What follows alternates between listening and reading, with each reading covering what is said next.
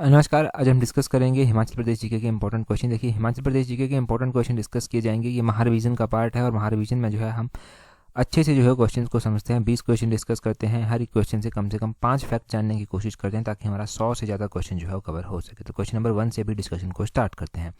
बोलते हैं, which of the following is the correct density of population per square kilometre in Hamirpur district of Himachal Pradesh as per census 1991। तो बोलते हैं 1991 में जो जनगणना हुई थी उसके अकॉर्डिंग हमीरपुर जिले में जो है वो प्रति वर्ग किलोमीटर जनसंख्या का सही घनत्व कौन सा है। देखो, हिमाचल प्रदेश में 123 डेंसिटी है 2011 की जनगणना के अनुसार, और हमें पता चलता है कि सबसे अधिक डेंसिटी जो है वो हमीरपुर जिले की जो है वो देखी जाती है। तो अब यहाँ पर 1991 पूछा गया है, तो ध्यान रखना है कि 1991 में भी हमीरपुर की डेंसिटी सबसे ज़्यादा थी और हमीरपुर की डेंसिटी थी 330। ऑप्शन डी जो है वो सही आंसर हो जाएगा। हमीरपुर की डेंसिटी 1991 में कितनी थी? 330 थी। उसके बाद हमीरपुर की डेंसिटी कितनी रही वो भी पता होना चाहिए। अगर हम बात करते हैं 2001 में हमीरपुर की जो डेंसिटी थी वो कितनी थी? हमीरपुर की डेंसिटी 369 थी। 369 हमीरपुर की डेंसिटी थी। अगर 2011 में बात करते हैं, 2011 में हमीरपुर की डेंसिटी जो था वो 407 थी। ये हमीरपुर की डेंसिटी थी और ये पूरे हिमाचल में सभी डिस्ट्रिक्ट्स में सबसे ज़्यादा है। और पूरे हिमाचल की डेंसिटी की बात की जाए तो बहुत बार आपने रिवाइज भी करी हुई है। 1991 की जनगणना जब हुई थी तो 93 जो था वो डेंसिटी थी, और उसके बाद जब 2001 में जनगणना होती है तो 109 हिमाचल की डेंसिटी होती है, और जब 2011 में जनगणना होती है तो 123 जो है वो हिमाचल की डेंसिटी होती है। तो ये डेंसिटी भी आपने ध्यान रखनी है पूरे हिमाचल की अलग अलग सेंसेस के अकॉर्डिंग। ये भी क्वेश्चन बन सकता है यहाँ से। अगले क्वेश्चन में देखें क्या बोलते हैं which of the following district of Himachal Pradesh had the highest percentage of urban literacy rate as per census 2011। यहाँ पर लिटरेसी रेट पूछा गया है और वो भी पूछा गया है अर्बन एरिया का। अर्बन एरिया का लिटरेसी रेट पूछा गया है कि किस जिले में अर्बन साक्षरता दर सबसे अधिक है। तो अर्बन साक्षरता दर जो है वो सबसे अधिक है शिमला का। ऑप्शन डी जो है वो सही आंसर हो जाएगा। शिमला का अर्बन लिटरेसी रेट ज़्यादा है। अब हम यहाँ से लिटरेसी रेट के बारे में इंपॉर्टेंट फैक्ट जानते हैं। देखो, 2011 की जनगणना के अनुसार जो अर्बन लिटरेसी रेट है हिमाचल प्रदेश का, पूरे हिमाचल का, वो है 91.1%। ये पता होगा चला। हिमाचल में जो मेल लिटरेसी रेट है अर्बन क्षेत्रों में वो 93.4% है, और फीमेल जो अर्बन लिटरेसी रेट है वो है 88.4। अगर हाईएस्ट की बात करें तो शिमला का हाईएस्ट है और दूसरे नंबर पर हमीरपुर का हाईएस्ट आता है अर्बन क्षेत्रों में। खासकर ये शहरी क्षेत्रों में बात हो रही है। अगर हाईएस्ट शिमला का है तो शिमला का है 93.1। इसमें मेल शिमला का 94.6, फीमेल शिमला का 91.3। हमीरपुर का दूसरे नंबर पर 92.5, मेल हमीरपुर का 95.2, फीमेल 89.7। लोएस्ट की बात करते हैं तो लोएस्ट है ऊना का है 86.6%। इसमें से जो है वो मेल 89.9% है, फीमेल 83.1% है। कुल्लू की बात करते हैं, दूसरे नंबर पर आता है लोएस्ट में, और कुल्लू का है 88.1, मेल का है 91.2, फीमेल का है 84.6। चलिए जी, ये भी कॉन्सेप्ट क्लियर हो गया। अगला क्वेश्चन देखते हैं क्या पूछा गया है। बोलते हैं, which of the following is the largest OBC community in Himachal Pradesh. तो largest OBC community Himachal Pradesh में कौन सी है? तो घिरथ। ऑप्शन बी जो है वो सही आंसर हो जाएगा। घिरथ जो है एक कल्टिवेटिंग ट्राइब है और ये कम्युनिटी है, ये कहाँ पर पाई जाती है? ये डिस्ट्रिक्ट कांगड़ा में जो है वो मुख्य रूप से जो है वो पाई जाती है।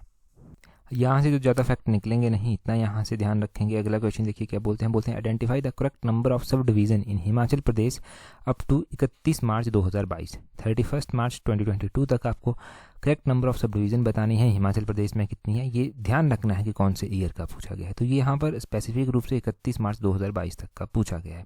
तो correct number of sub division कितनी है? ये है 74। ऑप्शन ए जो है वो सही आंसर हो जाएगा। यहाँ से भी कुछ डाटा हमारे पास है अवेलेबल। बोलते हैं 31 मार्च 2022 तक का डाटा क्या क्या पूछा गया है। ये क्वेश्चन पूछे गए हैं पब्लिक सर्विस कमीशन में, मतलब डायरेक्टली तो नहीं, सब डिवीज़न ही पूछा गया है, सब तहसील्स भी पूछा गया है, कुछ भी पूछ सकते हैं आपसे। तो देखो, सब डिवीज़न 31 मार्च 2022 तक, मैं बार बार फोकस कर रहा हूँ 2022 के ऊपर। तो यहाँ पर 74 नंबर था। तहसील्स का नंबर था 31 मार्च 2022 तक 113। सब तहसील्स का नंबर था 31 मार्च 2022 तक 73।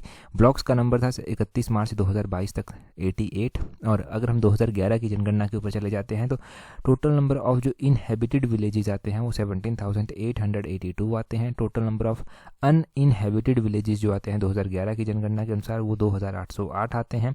Total number of town and cities आती हैं जो 2011 की जनगणना के अनुसार वो टाउन और सिटीज़ जो हैं 59 आती हैं। तो ये हो गया जी इंपॉर्टेंट डाटा एक, जो कि याद रखना है यहाँ से। हाँ, अगर एलाइड की तैयारी कर रहे हैं तो एलाइड के ग्रुप में देखना आप, वहाँ पर हमने टेस्ट शीट्स अपलोड की हुई हैं। टेस्ट शीट्स के अलावा इकोनॉमिक सर्वे की टेस्ट शीट्स हैं, वहाँ पर भी आपको ऐसे ऐसे क्वेश्चंस देखने को कहीं ना कहीं पर मिलेंगे। तो तो होपफुली वो भी आपने अच्छे से प्रैक्टिस किए होंगे। अगर टेस्ट सीरीज प्रैक्टिस करनी है, टेस्ट सीरीज प्रैक्टिस करने के लिए नीचे डिस्क्रिप्शन बॉक्स, कमेंट बॉक्स में आपको लिंक मिल जाएंगे, वहाँ से आप अवेल कर सकते हैं। काफ़ी अच्छी प्रैक्टिस हो जाएगी आपके एग्जाम से पहले, एक अच्छा सा रिवीजन हो जाएगा मतलब। अगला क्वेश्चन देखिए क्या बोलते हैं which of the following Himalayan area occupies the highest geographical area of Himachal Pradesh. तो बोलते हैं निम्नलिखित में से कौन सा हिमालयी क्षेत्र हिमाचल के सबसे ऊंचे भौगोलिक क्षेत्र पर स्थित है। तो हाईएस्ट जो जियोग्राफिकल एरिया है वो कौन सा ऑक्युपाई करता है इनमें से, तो इनमें से सब हिमालयन रीजन जो है वो हाईएस्ट एरिया जो है वो ऑक्युपाई करता है। ठीक है जी, Himalayan area occupies the highest geographical area of Himachal Pradesh, वो है सब हिमालयन रीजन। और यहाँ पर वही लिखा गया है कि सब हिमालयन रेंज जो है ना, ये साउदर्न मोस्ट रेंज है हिमालयन रेंज में से, और इनकी जो एवरेज हाइट आती है वो 600 से 1200 मीटर के बीच में जो है वो आती है। तो ये फैक्ट फाइंडिंग आप यहाँ से ध्यान रखें कि थोड़ा थोड़ा पता होना चाहिए। अगर हम हिमालय के क्षेत्र में बात करते हैं, हिमालय में आपको क्या पता होना चाहिए, हिमालय में आपको इनर हिमालय, आउटर हिमालय ये पता होना चाहिए। देखो शिवालिक जो है वो आउटर मोस्ट रेंज है हिमालय की, जिसको मानक पर्वत भी कहते हैं। जैसे वैसे ही अगर हम इनर हिमालय की बात करते हैं तो धौलाधार यहाँ पर आता है, जिसको मौलाक पर्वत के नाम से जाना जाता है। फिर ग्रेटर हिमालय हमारे पास आ जाता है। ग्रेटर हिमालय में जो है ट्रांस हिमालय की एक ब्रांच आती है, झांसकर आपने ध्यान रखना, ट्रांस हिमालय की ब्रांच है। और यहाँ पर पता होना चाहिए आपको कि हाईएस्ट पीक भी जो है वो इसी रेंज में आती है हिमाचल की, जो कि शिल्ला चोटी जो है वो हाईएस्ट रेंज है। अगला क्वेश्चन देखते हैं, यहाँ से ये पता चला। अगर अगले क्वेश्चन में क्या बोला गया है, बोलते हैं which of the following statement is correct, इनमें से कौन सी स्टेटमेंट जो है करेक्ट है। बोलते हैं according to Mahabharata Kunindas were occupied by Arjuna, कि महाभारत के अनुसार कुनिंदों पर अर्जुनों ने जो था वो विजय प्राप्त की थी। दूसरी स्टेटमेंट में बोलते हैं Kunindas were the people who lived in the area lying between river Beas and Ravi, की कुनिंद जो था वो लोग थे जो कि रावी नदी और ब्यास नदी के बीच का जो क्षेत्र था वहाँ पर रहते थे। अगर हम कुलिंदाज की बात करते हैं तो यहाँ से भी क्वेश्चन बनना संभवतः होता है कि बनेगा क्वेश्चन। महाभारत में ये मेंशन किया गया है कि कुलिंदाज जो था उनके ऊपर अर्जुन के ऊपर कनकर, उनके ऊपर जो था वो अर्जुन ने विजय प्राप्त की थी। बिल्कुल सही बात है, ये तो सही बात हो गई, पहली स्टेटमेंट तो बिल्कुल सही है। अब बोलते हैं कि कुनिंदाज जो है ये जो है वो पीपल हैं जो लिव करते हैं रावी और ब्यास के बीच का क्षेत्र में। तो ये स्टेटमेंट गलत हो जाएगी, क्योंकि ये ब्यास और रावी के बीच में नहीं, ये ब्यास, सतलुज और यमुना के बीच में जो है वो लाइज करते हैं। कौन सा? ब्यास, सतलुज और यमुना, इन तीन नदियों के बीच में लाइज करते हैं। तो only one statement is correct होगा, पहली स्टेटमेंट सही है।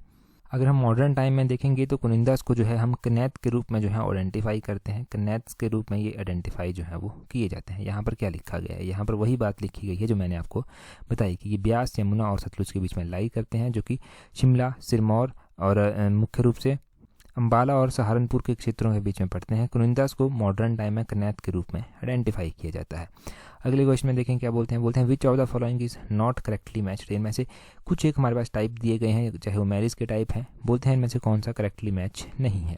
जब करेक्टली मैच नहीं है पूछा गया है तो बड़े ध्यान से आपको देखना है। पहले जुशिस दिया गया है, क्या ये लव मैरिज का टाइप है। दूसरे में हुचिस दिया गया है, क्या ये मैरिज बाय फोर्स है। तीसरे में जो है वो जानेखंग दिया गया है, क्या ये कॉमन मैरिज का टाइप है। और चौथे में कुआ ब्याह दिया गया है, क्या ये सिंपल मैरिज का टाइप है। स्टार्टिंग से ही पहले ऑप्शन से ही हम इसका रिवाइज करेंगे। बोलते हैं जुशिस, क्या ये लव मैरिज का टाइप है। बिल्कुल सही बात है। अगर हम किन्नर ट्राइब के बीच में देखेंगे, किन्नर कम्युनिटी के बीच में देखेंगे तो जुशिस जो है ना, ये एक लव मैरिज का टाइप आता है। इनके अलावा दम चालीसा हो गया, बेनांग हचीस हो गया, दमतांग चीश हो गया, ये सारे लव मैरिज के टाइप किन्नर्स के बीच में आते हैं। वैसे ही हचीज़ यहाँ पर दिया गया है, क्या ये मैरिज बाय फोर्स है। तो बिल्कुल सही बात है, ये मैरिज बाय फोर्स ही है। और कौन सी ट्राइब के बीच में? किन्नर ट्राइब के बीच में ही ये है। इनके बीच में जो मैरिज बाय फोर्स होते हैं उसमें दरोस आ जाता है, दुबर आ जाता है, उसमें न्यामसा दिपांग आ जाता है, न्यामसा लेमो आ जाता है, आशीष आता है। तो ये मैरिज बाय फोर्स है उनके बीच में। फिर जानेखंग हो गया। जानेखंग क्या कॉमन मैरिज का टाइप है। देखो जानेखंग बिल्कुल सही बात है, किन्नर्स के बीच में ही है और ये कॉमन मैरिज का टाइप जो है वो है। इनके बीच में जो किन्नर्स के बीच में कॉमन मैरिज का टाइप होता है वो यही होता है, जानेखंग, जानेतंग जिसको कहते हैं।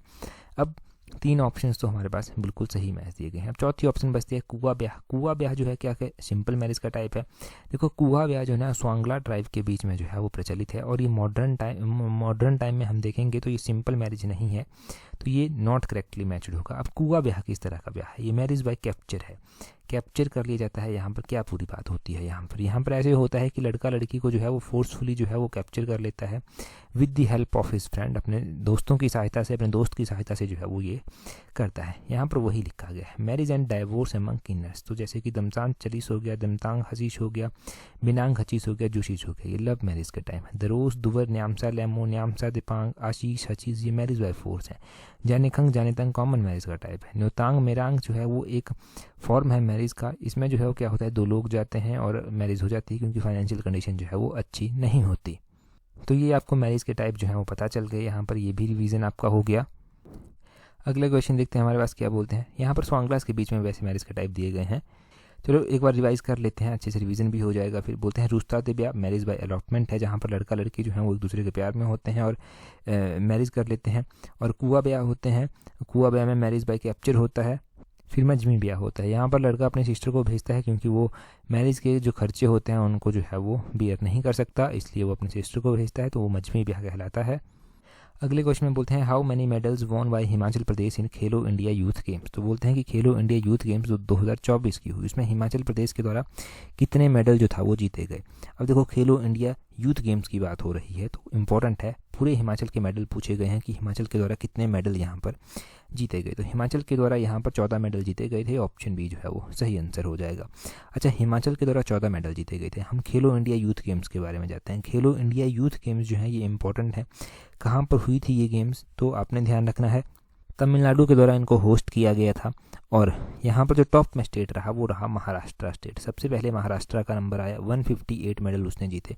दूसरे नंबर पर आता है ये तमिलनाडु जिसने होस्ट किया था, 98 मेडल तमिलनाडु के द्वारा जीते गए थे। तीसरे नंबर पर आता है हरियाणा, हरियाणा के द्वारा जो था वो 103 मेडल जो था वो जीते गए थे। अब अपने हिमाचल की बात करते हैं, तो हिमाचल के द्वारा कितने मेडल जीते गए और कौन सा नंबर रहा। हिमाचल के द्वारा 14 मेडल जो था वो यहाँ पर जीते गए थे, 14 मेडल जीते गए थे। अगर ओवरऑल मेडल टैली में आप देखेंगे तो 22वें नंबर पर हिमाचल रहा था, 22वें नंबर पर हिमाचल रहा था। हिमाचल के द्वारा जो था वो 14 मेडल में से कितने गोल्ड थे, कितने सिल्वर थे, कितने ब्रॉन्ज थे।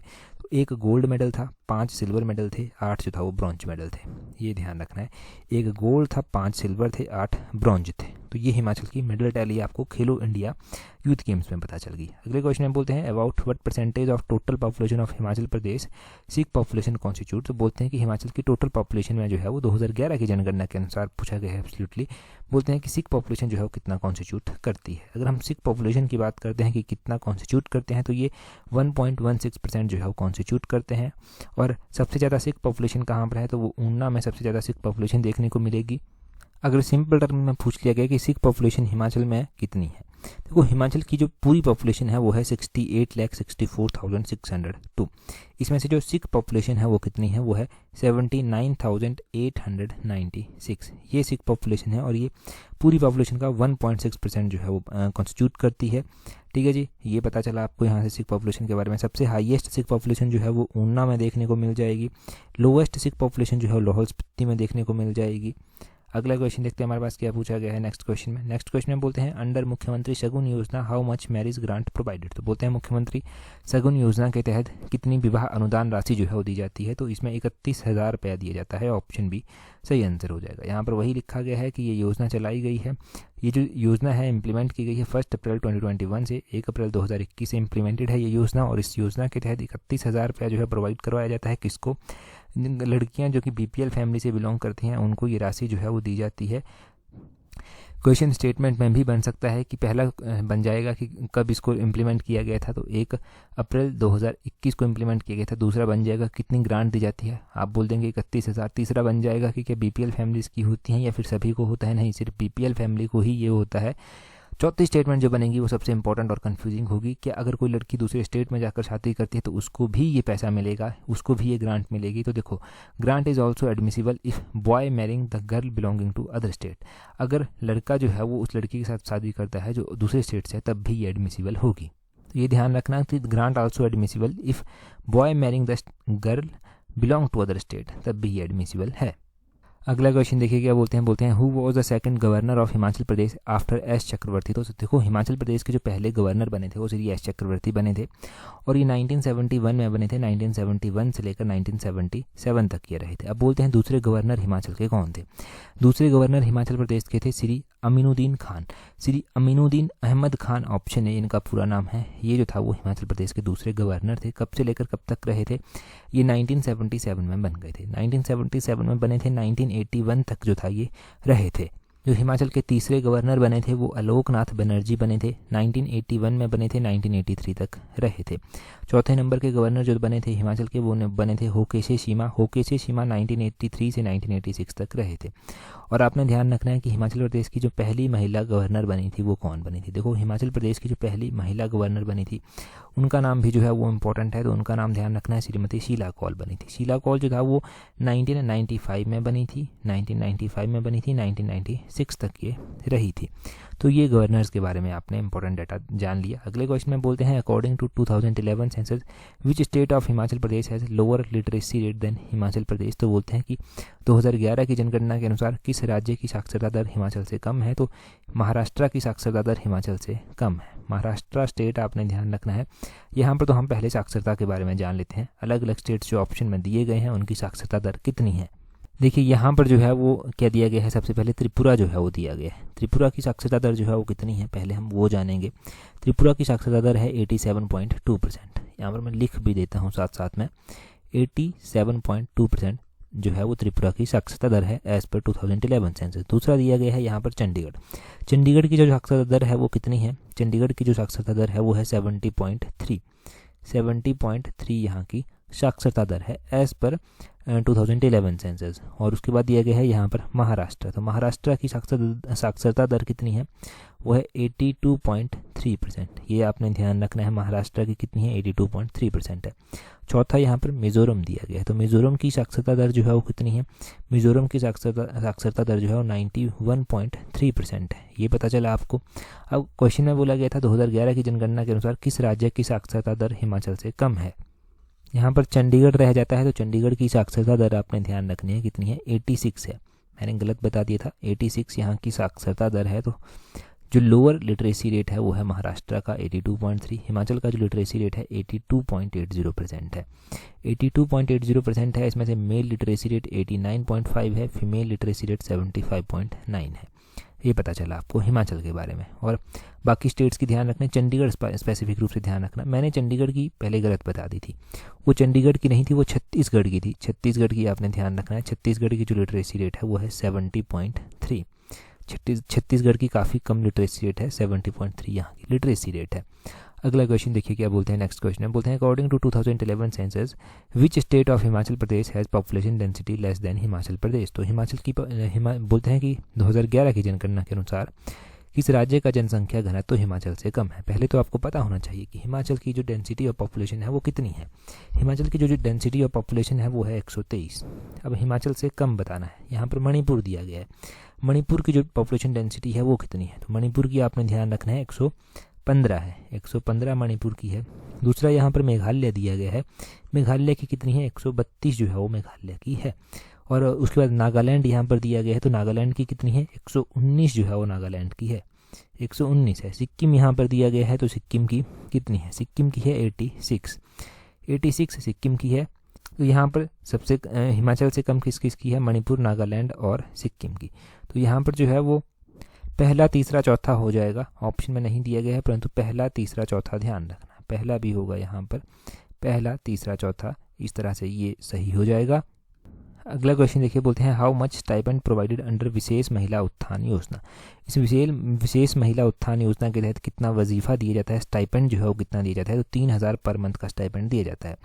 अगला क्वेश्चन देखिए क्या बोलते हैं, which of the following is matched correctly with the district. तो बोलते हैं यहाँ पर कुछ ऐसे ही स्थान दिए गए हैं और उनके डिस्ट्रिक्ट दिए गए हैं, जैसे कि जिस्पा क्या किन्नौर में पड़ता है, नामग्या क्या लाहौल स्पीति में पड़ता है, ग्लेन क्या कुल्लू में पड़ता है और बंगथान क्या सिरमौर में पड़ता है। तो क्या बोला गया है, मैच्ड करेक्टली मैच इनमें से कौन किया गया है। तो इनमें से जो है वो बंगथान सिरमौर में पड़ता है, ऑप्शन डी सही आंसर हो जाएगा। ग्लेन कहाँ पर पड़ता है, ग्लेन जो है वो शिमला में पड़ता है। शिमला का एक इंपॉर्टेंट पिकनिक स्पॉट है ये। और जिस्पा की अगर हम बात करते हैं तो जिस्पा आपने पढ़ा होगा लाहौल का एक विलेज है, ये लाहौल का एक विलेज है, ये ध्यान रखना है। और यहाँ पर नामग्या दिया गया है, नामग्या कहाँ पर पड़ता है, तो नामग्या आपने ध्यान रखना है कि नामग्या जो है वो लाहौल में नहीं पड़ता, नामग्या जो है वो किन्नौर में पड़ता है, ये पता होना चाहिए आपको। नामग्या जो है वो कहाँ पर है, किन्नौर में है, किन्नौर में है ये, और किन्नौर की पूह तहसील में जो है ये आता है। भगतान सिरमौर में है, ये सही है, और बाकी आपने जान लिया। अगला क्वेश्चन देखिए क्या बोलते हैं, बोलते हैं which of the following district has the first rank in essential infrastructure index under district good governance index 2021। District good governance index में जो है वो बोलते हैं एसेंशियल इंफ्रास्ट्रक्चर जो एक इंडेक्स है, मतलब इसकी थीम्स हैं डिस्ट्रिक्ट गुड गवर्नेंस की अलग अलग, उसमें से एक थीम है एसेंशियल इंफ्रास्ट्रक्चर इंडेक्स। इसमें जो है वो फर्स्ट रैंक कौन से डिस्ट्रिक्ट का रहा, फर्स्ट रैंक यहाँ पर ऊना का देखने को मिलता है, ऑप्शन ए सही आंसर है। अब बात जब हो ही रही है एसेंशियल इंफ्रास्ट्रक्चर इंडेक्स की, तो इसमें पहला रैंक था ऊना का, दूसरा रैंक इसमें किसका था, दूसरा रैंक इसमें कांगड़ा का था, तीसरा रैंक इसमें किसका था, कौन से डिस्ट्रिक्ट का था, मतलब तीसरा रैंक इसमें हमीरपुर का था, और चौथा रैंक इसमें कौन से डिस्ट्रिक्ट का था, तो चौथा रैंक जो था वो बिलासपुर डिस्ट्रिक्ट का यहाँ पर था। तो टॉप के 4 डिस्ट्रिक्ट आपने जान लिए। अगर आप overall district good governance index की बात करते हैं 2021 के अकॉर्डिंग, तो overall district good governance index में जो है वो कांगड़ा का पहला स्थान रहा, बिलासपुर का दूसरा स्थान, ऊना का तीसरा स्थान, हमीरपुर का चौथा स्थान, मंडी का 5वां स्थान, चंबा का 6वां स्थान, 7वां स्थान जो है वो शिमला का रहा, 8वां स्थान कुल्लू का रहा, 9वां स्थान जो है वो सिरमौर का रहा, 10वां स्थान किन्नौर का, और 11वां स्थान जो था वो सोलन का रहा, और 12वां स्थान जो था वो लाहौल स्पीति का रहा। तो ये डिस्ट्रिक्ट गुड गवर्नेंस इंडेक्स 2021 के बारे में ध्यान रखना है। अगले क्वेश्चन में बोलते हैं of the following who became the chairman of the Himachal Pradesh territorial council which replaced the legislative assembly. तो बोलते हैं निम्नलिखित में से हिमाचल प्रदेश परिषद के प्रादेशिक परिषद के अध्यक्ष कौन बने जिसने जो है वो हिमाचल प्रदेश विधानसभा का स्थान लिया था। तो ऑब्वियसली यहाँ पर बात की जा रही है जो हिमाचल प्रदेश में टेरिटोरियल काउंसिल बनी थी एक, उसके पहले चेयरमैन की बात की जा रही है। तो उसको जो पहले चेयरमैन बने थे उनका नाम यहाँ पर पूछा गया है, तो उनका नाम ठाकुर करम सिंह या फिर करम सिंह ठाकुर, ऑप्शन सी जो है वो सही आंसर हो जाएगा। 1957 में जो था ये टेरिटोरियल काउंसिल जो था वो बनी थी, ठाकुर करम सिंह की अध्यक्षता में जो था वो बनी थी, और 1963 में जो था वो इसे लेजिस्लेटिव असेंबली में जो था वो कन्वर्ट कर दिया गया था।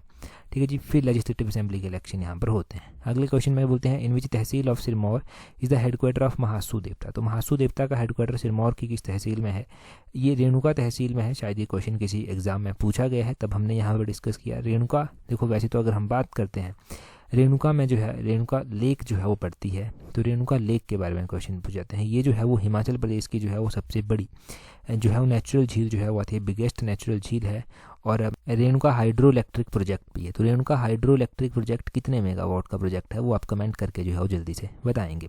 हाँ, कमेंट करने से याद आया कि व्हाट्सएप ग्रुप, अगर आपने हमारा व्हाट्सएप ग्रुप ज्वाइन नहीं किया है तो व्हाट्सएप ग्रुप ज़रूर ज्वाइन कर लेना। व्हाट्सएप ग्रुप इसलिए इंपॉर्टेंट है, टेलीग्राम ग्रुप पर कोई आपत्ति आ जाती है तो व्हाट्सएप का बैकअप हमारे पास स्ट्रॉन्ग है।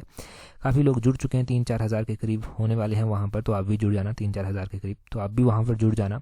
व्हाट्सएप एक नया कॉन्सेप्ट भी है ग्रुप का, और यहाँ पर हम क्यूजीज डालते रहते हैं, पोस्ट की फॉर्म में क्विज डाल देंगे, क्वेश्चन लिखा होगा, आंसर लिखे होंगे, आपको आंसर करना होगा, तो वहाँ से भी जो है वो अच्छा, मतलब इमेज के थ्रू जो एक आपकी मेमोरी होती है वो भी डेवलप वहाँ से हो जाती है। तो व्हाट्सएप ग्रुप पर ज्वाइन कर लेना। अगर व्हाट्सएप तो सभी चलाते ही हैं, नीचे डिस्क्रिप्शन बॉक्स में उसका लिंक दिया होगा।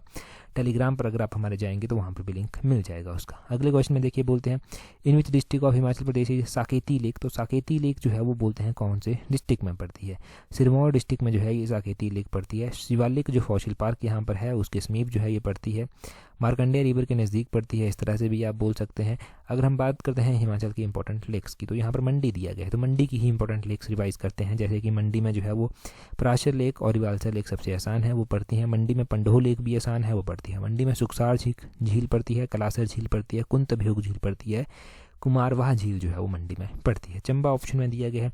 चंबा में तो अभी आपको पता चला कि मणिमहेश यात्रा है, तो लामा डल झील चर्चा में आई। लामा डल झील जो है ये जो है वो चंबा में स्थित है। चंबा में मणिमहेश झील यात्रा में है। जब मणिमहेश यात्रा हुई, चंबा में चमेरा झील आती है, चंबा में घड़ासरू झील आती है, चंबा में खजियार झील आती है, चंबा में महाकाली झील भी आती है, चंबा में चंद्रकूप झील भी जो है वो आती है। तो ये लेक्स आपने चंबा की भी ध्यान रखनी है। अगले क्वेश्चन में क्या बोलते हैं which of the following is the correct percentage of votes in Himachal Pradesh in Lok Sabha election 2014। तो 2014 का पूछा गया है। 2014 में हिमाचल में वोटों का सही प्रतिशत बताना है आपको। देखो, एग्जामिनर कभी का भी पूछ सकता है, कोई सी भी ईयर का हो सकता है। हम स्पेसिफिक रूप से जब 2014 की बात कर रहे हैं तो अबाउट 64% वोट यहाँ पर हुए थे। इतना सा ध्यान रखिए 2014 के बारे में। और 2024 का यहाँ से हम जान लेते हैं। 2024 में जो हिमाचल प्रदेश में इलेक्शन होते हैं उसमें क्या वोटिंग परसेंटेज देखने को हमें मिलती है। हमें देखने को यहाँ पर क्या मिलता है, हमें देखने को मिलता है कि जो टोटल नंबर ऑफ वोटिंग यहाँ पर होती है उसमें हमें बीजेपी ही जो है वो आगे देखने को मिलती है, और जो टर्नआउट यहाँ पर टोटल रहता है वो 70.90% जो है वो रहता है। कितना? 70.90% जो है वो यहाँ पर वोटिंग टर्नआउट रहता है। अगर हम बात करें कि हिमाचल में कितनी लोकसभा है, कांगड़ा है, शिमला है, मंडी है, मंडी के अलावा हमीरपुर है, इन चारों की चारों सीटों पर बीजेपी ही हमें देखने को मिलता है कि जीत गई। पिछली बार भी बीजेपी ही जीती थी, परंतु बाई इलेक्शन हुए तो कांग्रेस की एक सीट आ गई थी। अब ये देखिए कांगड़ा में जो है वो वोटिंग परसेंटेज कितनी हुई, कितना टर्नआउट रहा, 67.89% रहा। मंडी में जो है वो कितना रहा, 73.15% रहा। अगर हम मंडी है, ये मंडी यहाँ पर है 73.15% देखने को यहाँ पर मिलता है। अगर हम शिमला की बात करते हैं तो शिमला में 71.26% देखने को मिलता है। हमीरपुर की अगर हम बात करते हैं तो हमीरपुर में 71.56% देखने को मिलता है। तो ये वोटिंग टर्नआउट यहाँ पर देखने को मिलता है। पूरे हिमाचल में हमें 70.90% वोटिंग टर्नआउट देखने को मिला। और देखो हिमाचल प्रदेश में जो इलेक्शन हुए थे वो कौन सी लोकसभा के लिए हुए थे, या पूरी 18 नंबर की लोकसभा के लिए इलेक्शन हुए थे, परंतु डेट क्या थी इलेक्शंस की, डेट भी एग्जाम में पूछी जाती है। आपने ध्यान रखना है कि 1 जून 2024 को जो था ये इलेक्शन जो था वो हुए थे।